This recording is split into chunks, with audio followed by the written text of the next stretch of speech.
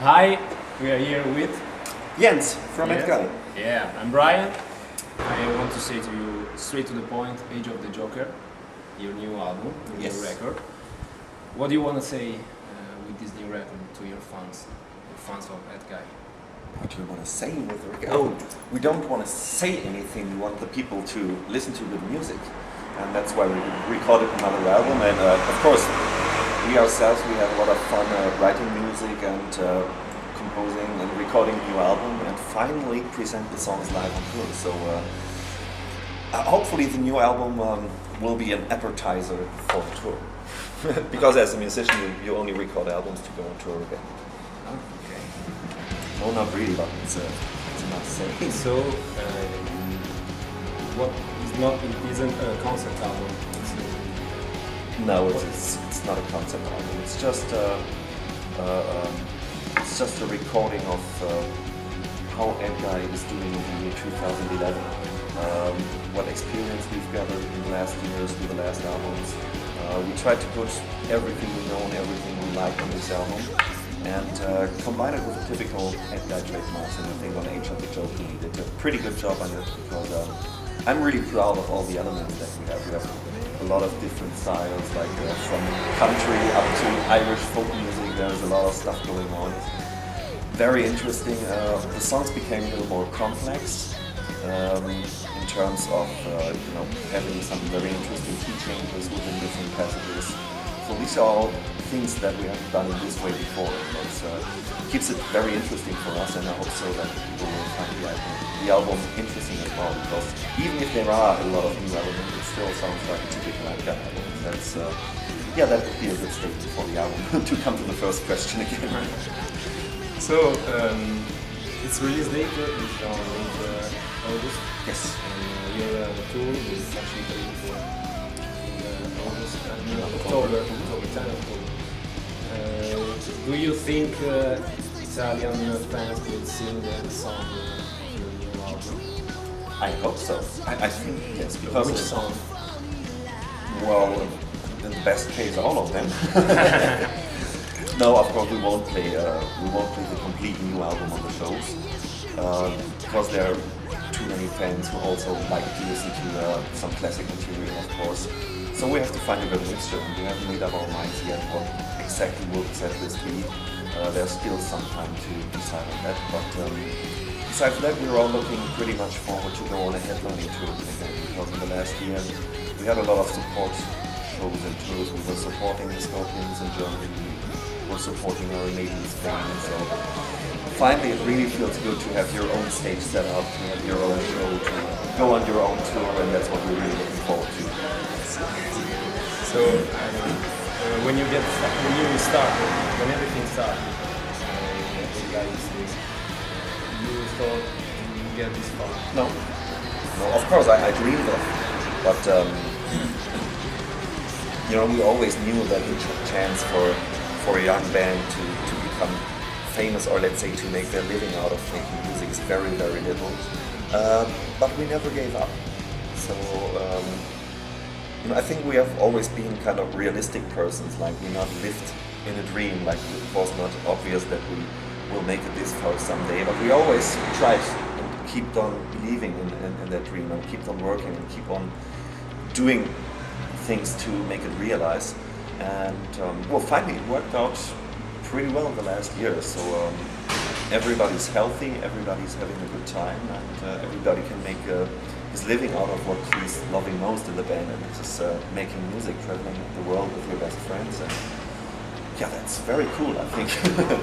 What you want, it is what you want to do in your life. Yes, definitely. And besides that, I can't do anything else. I mean, we started the band when we were 14, and right after we finished school, we started to play the first tours. So I haven't learned anything. The only thing I can do is making music, and I don't know what will happen if I don't have the opportunity anymore to make my living out of music. I have to reset totally, but that point is too far away to worry about right now. We are happy with it. Yeah, me too. We love that guy. So, is there a hint you feel to give to the underground bands like you in the past to dream to became like Edguy? Well, believe in yourself. That's very, very important. But on the other hand, you need to have good friends. I know you see it nowadays every day on TV in those casting shows that there's a lot of people out there who really not seem to have good friends. You know, a good friend, in my opinion, tells you if you do something and you totally fuck it up.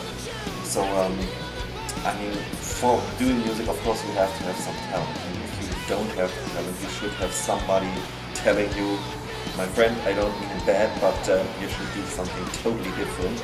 Then it's fine. But for those who have the talent and have the passion, it's just believe in yourself. And of course, it takes a lot of work to also to get better on the instrument. And well, people should never take any success for granted. I think that's also very important. Otherwise, you will lose your feet from the ground and maybe get arrogant and don't know who you owe this all to. That's a very important thing. So, when you write a song, who write what? What guy? You write live or Well, basically everything starts with a melody. Toby's coming up with a certain harmony.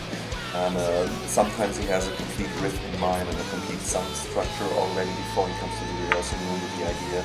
But sometimes it's just rough ideas and we try to figure out the rest together. So it's like Toby can play really good guitar and it's not a secret if I say that, so I can't tell it. So sometimes he's got some riffs on the keyboard and but you can't play it really on guitar, or you have to switch it a little bit to make it suitable for guitar.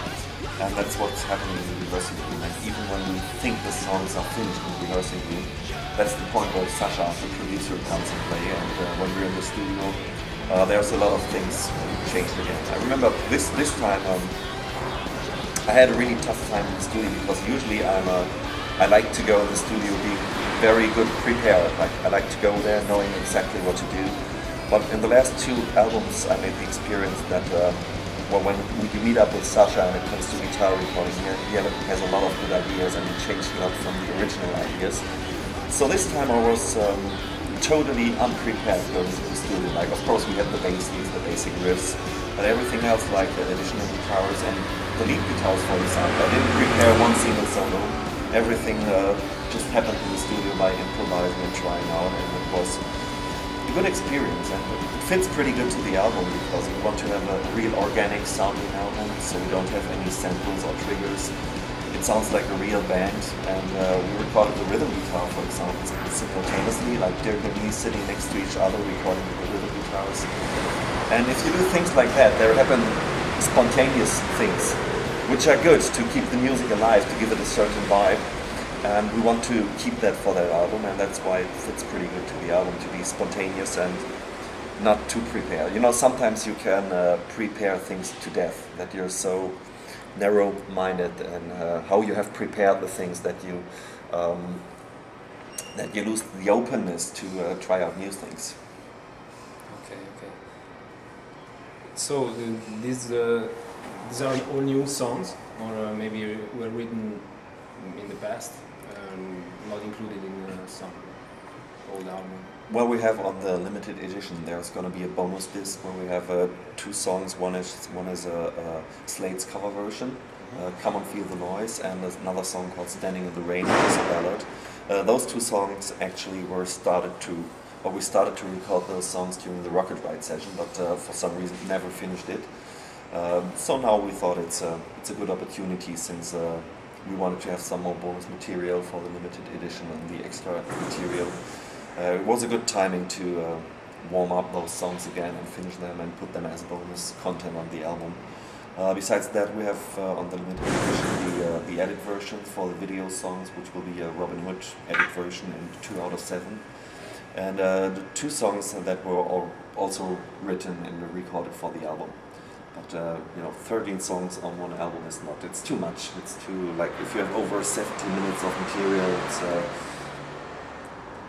well, I personally, and I think the other guys in the band will agree, that even having an hour of material for an album is already enough. Enough.